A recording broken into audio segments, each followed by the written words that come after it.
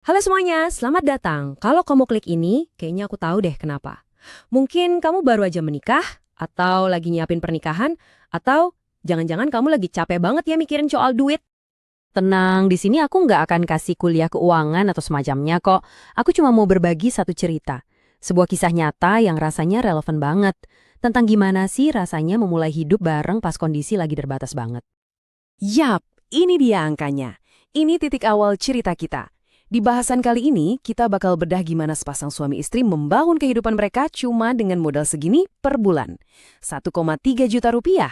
Tanpa utang, tanpa tabungan gede, tapi mereka berhasil loh. Oke, kita mulai dari awal ya. Bagian pertama ini soal keputusan besar yang harus mereka ambil. Di tengah-tengah ekspektasi masyarakat yang, ya gitu deh. Kita semua pasti tahu lah ya, standar nggak tertulis ini. Katanya sebelum nikah itu harus mapan dulu. Punya rumah, punya kendaraan, kerjaan stabil, tabungan banyak. Seolah-olah nikah itu garis finish dari kemapanan, bukan garis start buat berjuang bareng. Dan disinilah kita lihat bedanya, jauh banget. Di satu sisi ada checklist dari masyarakat yang panjang banget. Di sisi lain, realita mereka gaji cuma 1,3 juta. Angka yang buat sebagian orang, buat hidup sendirian aja mungkin udah ngos-ngosan ya kan? Dan di tengah keraguan itu, jawaban mereka ternyata juga simpel. Bukan, oh kita pasti bisa, tapi lebih ke kita mau belajar bareng-bareng. Nah, ini poin krusialnya. Fokusnya itu di kemauan buat membangun sama-sama, bukan pamerin apa yang udah dipunya dari awal. Terus, gimana dong kelanjutannya? Setelah keputusan berani itu diambil, mereka langsung dihadapkan sama kenyataan yang sesungguhnya. Nah, ini dia fase berikutnya. Kejutan di bulan pertama mereka jadi suami istri. Tentu aja ada rasa senang, tapi kagetnya juga luar biasa. Duit itu rasanya kayak nguap gitu aja, cepet banget abisnya. Dan ini bukan karena mereka foya-foya atau beli barang mewah, tapi karena, ya inilah realita baru hidup berdua. Tiba-tiba aja muncul pengeluaran yang nggak kepikiran sebelumnya. Makan sekarang buat 2 orang. Kebutuhan rumah tangga kayak sabun, gas, tiba-tiba kok cepet banget abisnya. Belum lagi biaya-biaya kecil lain yang dulu nggak pernah dihitung. Detail-detail kecil gini ternyata ngaruhnya gede banget. Dan disinilah mereka dapat pelajaran pertama yang lumayan brutal. Pernikahan itu maksa kita buat jujur soal prioritas. Nggak ada lagi tempat buat keinginan-keinginan impulsif. Semuanya harus soal apa yang benar-benar butuh. Ini jadi langkah awal mereka buat paham apa sih arti cukup itu. Oke, terus gimana cara mereka ngatasinnya? Di bagian ini kita bakal bahas strategi mereka buat melawan tekanan. Tekanan ini datangnya bukan cuma dari luar, tapi juga dari dalam diri sendiri. Ini nih, realita zaman sekarang banget. Tekanan paling berat itu seringnya datang dari layar HP. Kita scroll, lihat teman posting rumah baru, perabotan baru, lagi liburan, dapat promosi. Tanpa sadar kita jadi ngebandingin.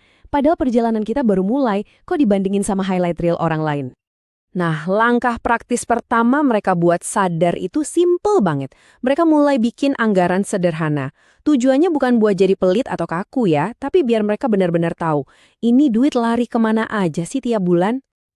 Anggaran mereka pun simple banget, cuma 4 pos utama. Dan coba perhatiin, apa yang nggak ada di situ? Nggak ada pos buat jajan-jajan lucu atau hiburan mahal. Semua balik lagi ke yang paling esensial. Dan ini prinsip inti keuangan mereka yang jadi kompas buat tiap keputusan. Sebuah aturan simpel tapi kuat banget yang ngelindungin mereka dari jerat utang dan cicilan yang nggak perlu. Disiplin yang luar biasa. Oke, dari strategi yang praktis banget tadi, kita pindah ke sebuah pencerahan yang jadi inti cerita mereka. Ini udah bukan lagi soal ngatur duit, tapi soal ngubah cara kita mandang duit itu sendiri. Sering banget kan kita dengar, punya utang atau cicilan itu wajar kok. Tapi pasangan ini nemuin sebuah kebenaran yang beda. Mereka sadar kalau ketenangan batin itu harganya jauh lebih mahal daripada barang apapun yang dibeli pakai utang. Jadi, ini dia konsep kunci pertama mereka. Hidup tanpa utang itu bukan soal jadi kaya raya, tapi soal bisa tidur nyenyak, soal bebas dari rasa cemas dikejar-kejar tagihan tiap bulan. Itu kebebasan yang sesungguhnya. Dan ini ngebawa kita ke konsep yang lebih dalam lagi. Cukup. Ternyata, cukup itu bukan angka di saldo rekening. Cukup itu sebuah perasaan. Rasa aman pas kita bisa makan hari ini, bisa pulang ke rumah dengan tenang, bisa natap wajah pasangan tanpa ada beban mikirin duit. Itulah cukup. Nah, kita sampai di bagian paling penting. Di bagian akhir ini, kita bakal simpulkan pesan utama dari cerita mereka. Sebuah pesan yang kuat banget buat siapa aja yang lagi memulai perjalanannya. Intinya ini, fokusnya itu ke dalam, bukan keluar. Bangun komunikasi yang kuat, saling percaya, punya tujuan bareng. Nah, itulah pondasi yang beneran, yang nggak akan roboh. Dan ini pesan langsung buat kamu yang lagi nonton. Kalau kamu ngerasa perjalananmu lambat, kalau hidupmu kelihatan lebih sederhana dari orang lain, nggak apa-apa. Beneran, nggak apa-apa. Proses belajar bareng pasangan itu justru indahnya di situ. Jadi, aku mau tinggalin satu pertanyaan buat kamu renungin. Setelah dengerin cerita ini, coba deh tanya ke diri sendiri. Buat aku pribadi, apa sih artinya cukup yang sesungguhnya? Semoga cerita ini bisa jadi temen buat perjalanan kamu ya.